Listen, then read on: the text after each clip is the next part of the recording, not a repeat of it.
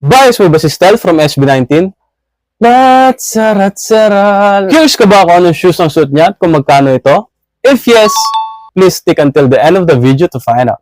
First shoe is the Converse All-Star Trek Wave Ox. Made from canvas and extra chunky traction sole.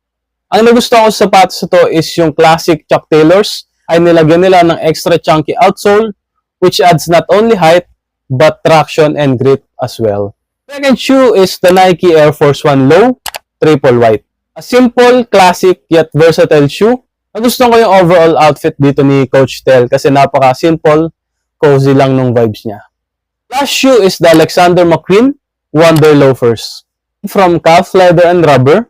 Ito na nga pala yung binansagan na nag-fit ni Stel. Straight black shoe with a unique sawtooth tongue.